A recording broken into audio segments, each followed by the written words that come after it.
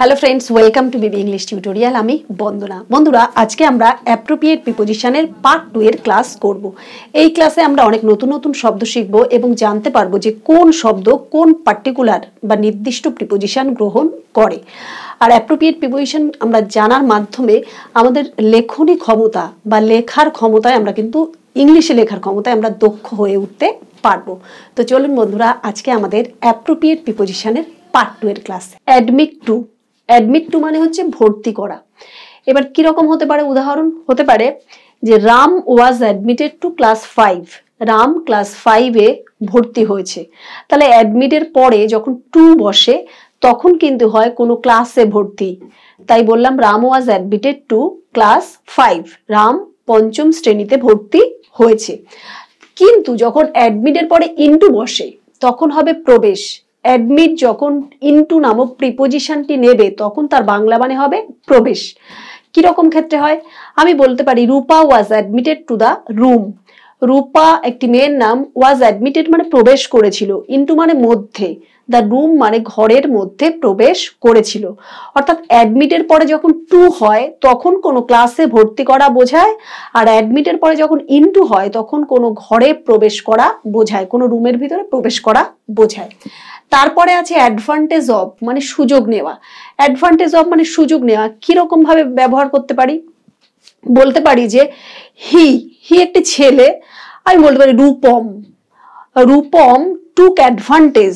রূপম টুক মানে নিয়েছিল, অ্যাডভান্টেজ মানে সুযোগ, অব মাই উইকনেস আমার দুর্বলতার সুযোগ নিয়েছিল রূপম নামক ছেলেটি। তাহলে অ্যাডভান্টেজের পরে যখন অব হয় তখন হচ্ছে সুযোগ নেওয়া, বিশেষ করে কারো দুর্বলতার সুযোগ নেওয়া বোঝায়। তারপরে অ্যাডিক্টেড টু। অ্যাডিক্টেড টু মানে আসক্ত। এই অ্যাডিক্টেড টু এই প্রিপোজিশনটি খুব আসে পরীক্ষায় ভীষণভাবে, সর্বত্র যে কোনো ধরনের কম্পিটিটিভ এক্সামে কিন্তু এই অ্যাডিক্টেডের পরে কি বসবে? টু বসিয়ে দিতে হবে এবং তাহলে কিন্তু উত্তরটা সঠিক হবে। তাহলে অ্যাডিক্টেড টু মানে আসক্ত। আসক্ত মানে খারাপ কিছুতে আসক্ত। আমি বলতে পারি যে একটি ছেলে, he is addicted to smoking. ধূমপানে আসক্ত। ধূমপান করা তো ভালো কথা না, ভালো কাজ না। তাহলে কোনো খারাপ কিছু দিয়ে আসক্ত। অনেকে গামলিং মানে জুয়া ইত্যাদি মানে নেশা, খারাপ কোনো নেশার ভিতরে যদি কেউ জড়িত থাকে, কেউ যদি সেটা ছাড়তে না পারে, তাহলে অ্যাডিক্টেডের পরে চোখ বুঝে কি বসবে? টু। তাহলে আমি এখানে কি উদাহরণ দিলাম? হি একটি রামই ধরলাম। Ram is addicted. রাম হয় আসক্ত টু স্মোকিং ধূমপানে আসক্ত। তারপরে আছে অ্যাডিকুয়েট টু। অ্যাডিকুয়েট টু মানে পর্যাপ্ত। কিরকম হতে পারে? এরকম এই উদাহরণটা হতে পারে দিস অ্যামাউন্ট। এই অ্যামাউন্ট মানে এই পরিমাণটা, এই অর্থের পরিমাণটা is adequate to my needs. অর্থাৎ এই যেটুকু অর্থ আপনি আমাকে দিয়েছেন সেই টাকাটুকু আমার প্রয়োজন পূরণ করবে, আমার প্রয়োজনের যথেষ্ট, মানে আমার প্রয়োজনের জন্য পর্যাপ্ত, আমার আর দরকার নেই। তাহলে কি বললাম? This amount is adequate to my needs. Adequate to মানে পর্যাপ্ত, টু মাই নিডস মানে আমার প্রয়োজনের একদম সমানুপাতিক। আমার প্রয়োজন যেটুকু, আপনি যেটুকু দিয়েছেন এই দুটো ঠিকঠাক আছে, কোনো গরমিল নেই। তারপর অ্যাডজাসেন্ট টু। অ্যাডজাসেন্ট টু মানে সংলগ্ন। এখানে কিন্তু উচ্চারণ একটা শেখার বিষয় আছে। অনেকেই চোখ বুঝে উচ্চারণ করবে অ্যাড, কিন্তু এটা অ্যাড হবে না, অ্যাজ বর্গজ, অয়জফলা আকার বর্গজ, অ্যাডজাসেন্ট মানে হচ্ছে সংলগ্ন। তাহলে অ্যাডজাসেন্ট টু এর কি করে বোঝাবো? একটা উদাহরণ বলতে পারি the park is adjacent to the school. অর্থাৎ এই পার্কটি স্কুলের সংলগ্ন, মানে স্কুলের গায়ে ঘেঁষা। এই পার্কটি হলো স্কুলের গায়ে ঘেঁষা। আর এই অ্যাডজাসেন্টের যখন উচ্চারণ করব তখন যেন আমরা ভালো করে অ্যাডজাসেন্ট না বলি। অ্যাডজাসেন্ট যদি বলি তাহলে কিন্তু ভুল উচ্চারণ হবে অ্যাডজাসেন্ট টু। তো এরকম নতুন নতুন শব্দ আমরা জানবো। অ্যাকাউন্ট ফর মানে হিসেব দেওয়া। কিরকম ভাবে হতে পারে ব্যবহার হতে পারে যে আমরা বলতে পারি you must account for. You মানে তুমি, মাস্ট মানে অবশ্যই, অ্যাকাউন্ট মানে হিসেব দেবে, ফর মানে জন্য। কিসের জন্য? পাবলিক মানি। জনগণ যে টাকা দিয়েছে, যে ট্যাক্স দিয়েছে তার হিসেব তোমাকে দিতে হবে। তাহলে অ্যাকাউন্ট ফর মানে কি? হিসেব দেওয়া বা হিসাব দেওয়া। তারপরে আছে অ্যাকিউজড। অ্যাকিউজড এর পরে অব হয়। অ্যাকিউজড অবের বাংলা মানে কি? অভিযুক্ত। আমি বলতে পারি হি, হি মানে একটি ছেলে, নাম ধরলাম না। হি ওয়াজ অ্যাকিউজড অফ থেফট। হি মানে একটি ছেলে, ওয়াজ অ্যাকিউজড অভিযুক্ত হয়েছিল, ওয়াজ মানে হয়েছিল, অ্যাকিউজড মানে অভিযুক্ত। কিসের দায়ে অভিযুক্ত হয়েছিল? অফ থেফট, চৌর্যবৃত্তির দায়ে বা চুরি করার দায়ে একটি ছেলেকে অভিযুক্ত করা হয়েছিল। অ্যাকিউজড অফ মানে অভিযুক্ত। তারপরে অ্যাকাস্টামড টু, অভ্যস্ত। অ্যাকাস্টামড উচ্চারণটাও কিন্তু সুন্দর করে করতে হবে। অ্যাকাস্টামড টু মানে অভ্যস্ত। আমি বলতে পারি রাম আর রবি দুই বন্ধু গ্রাম থেকে শহরে গেছে, একটা ঘর ভাড়া নিয়েছে, সেই ঘরে দুই বন্ধু রান্না বান্না করে খায়, স্কুল মানে কলেজে যায়, তারা শহরে গিয়ে পড়াশোনা করছে, বড় হবে তাই।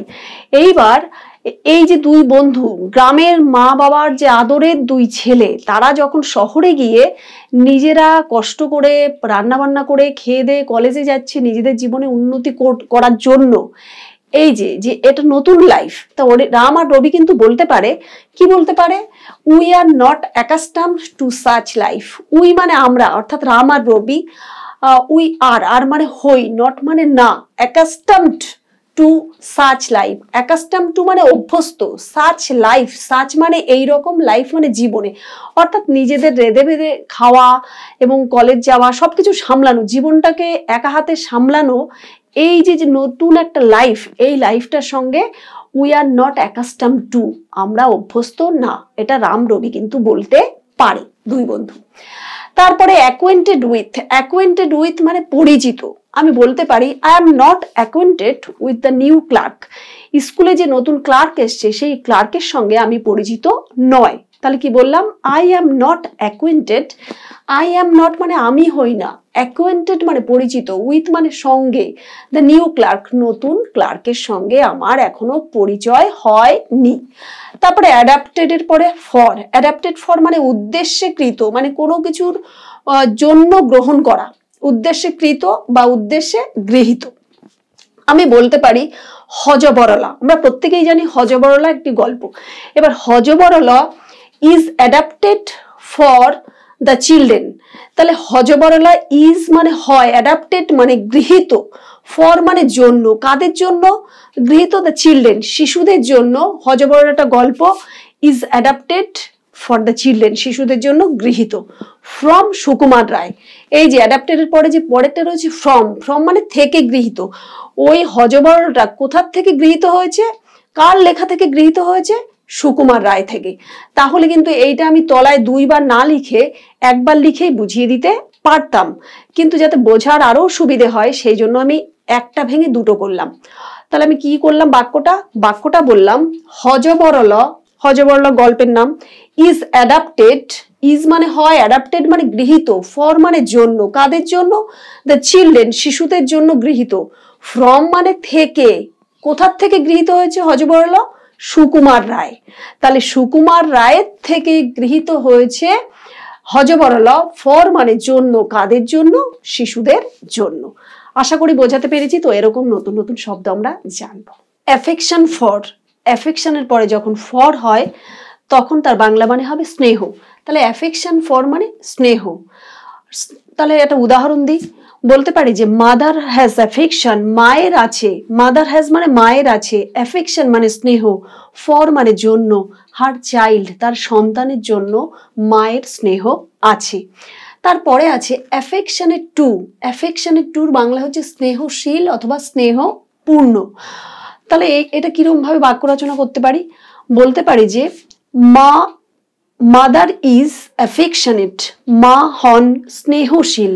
মাদার ইজ অ্যাফেকশনেট মানে মা হন স্নেহশীল, to her little child, to মানে প্রতি, হার তার, লিটল চাইল্ড ছোট্ট শিশুটির প্রতি মা হন স্নেহশীল। তাহলে একটা জিনিস এখানে শেখার আছে, অ্যাফেকশন হচ্ছে নাউন, নাউনের পরে হ্যাজ আসলো, কি বললাম? Mother has affection. আর এটা হলো অ্যাডজেক্টিভ, অ্যাফেকশনেট হলো অ্যাডজেক্টিভ। তাহলে অ্যাডজেক্টিভ দিয়ে বাক্য রচনা করতে গেলে বি ভার্ব আসবে। তাহলে কি হবে? মাদার ইজ অ্যাফেকশনেট টু, আর এখানে হচ্ছে mother has affection.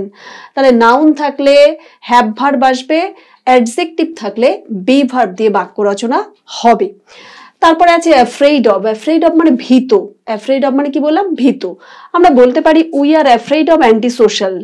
Anti social মানে সমাজ বিরোধীদের ভয়ে আমরা ভীত। তাহলে অ্যাফ্রেইড অফ মানে ভীত। তারপরে অ্যাগ্রি উইথ। অ্যাগ্রি উইথ মানে একমত হওয়া। একমত হওয়া কার সঙ্গে? এ পার্সন, একজন ব্যক্তির সঙ্গে একমত হওয়া। আমি এখানে তীর চিহ্ন মতো দিয়ে আমি বোঝাতে পারি অ্যাগ্রি উইথ এ পার্সন, একজন মানুষের সঙ্গে একমত হওয়া। এবার agree with a person on a point to a proposal. সুন্দর। অ্যাগ্রি উইথ মানে কোনো মানুষের সঙ্গে আমি একমত হলাম, কিন্তু মানুষটির একটা ভিউ পয়েন্ট, পয়েন্ট মানে একটা ভিউ পয়েন্ট। অন কখন হবে? অন হবে যখন একটা পয়েন্ট বোঝাবে। পয়েন্ট মানে কি? আমি বলতে পারি যে নারী নির্যাতন একটা অপরাধ, এইটা। তাহলে I agree with a person বা আই অ্যাগ্রি উইথ রামবাবু, আমি কার সঙ্গে একমত হলাম? রামবাবুর সঙ্গে। যখন রামবাবুর সঙ্গে একমত হলাম তখন অ্যাগ্রির পরে কি বসলো? উইথ। কোন বিষয়ে, কোন পয়েন্টে একমত হলাম? রামবাবুও বিশ্বাস করেন যে নারী নির্যাতন একটা অপরাধ। তাহলে এই পয়েন্ট, কোন পয়েন্ট? এই যে নারী নির্যাতন, এই পয়েন্টে আমি রামবাবুর সঙ্গে একমত হয়েছি। তাহলে I agree with Rambabu on this point. On this point মানে ওই নারী নির্যাতন, ওই বিষয়টাকেই বলা হবে একটা পয়েন্ট, একটা নির্দিষ্ট কেন্দ্রবিন্দু। ওই কেন্দ্রবিন্দুতে আমি ওনার সঙ্গে একমত। তারপরে অ্যাগ্রি টু। এই যে অ্যাগ্রি, একমত হওয়া, রাজি হওয়া একই বিষয়। অ্যাগ্রি টু, অ্যাগ্রি টু মানেও রাজি হওয়া। আমি তলায় দিয়ে দিয়েছি রাজি হওয়া বা একমত হওয়া, কিন্তু কিসে? এ proposal. Agree to a proposal অর্থাৎ আমি ঘুরতে যাওয়ার, যেমন বলেছে I agree to your proposal. I agree to your proposal মানে তুমি যে আমাকে ঘুরতে যাওয়ার প্রস্তাব দিয়েছো তাতে আমি রাজি। অর্থাৎ আই অ্যাগ্রি, আমি রাজি, টু ইউর প্রপোজাল। প্রপোজালের বাংলা মানে হচ্ছে প্রস্তাব। কোন প্রস্তাবে? এই যে ঘুরতে যাওয়ার কথা বলেছো, এই ঘুরতে যাওয়ার প্রস্তাবে কিন্তু আমি রাজি। তো বন্ধুরা, অ্যাপ্রোপ্রিয়েট প্রিপোজিশনের পার্ট 2 এর ক্লাসটি আপনাদের কেমন লাগলো কমেন্ট সেকশনে কমেন্ট করে জানাবেন। ভালো লাগলে লাইক করবেন, সাবস্ক্রাইব করে পাশে থাকবেন, নোটিফিকেশন বেলটি অবশ্যই অন রাখবেন। সবাই ভালো থাকবেন। Thanks to all.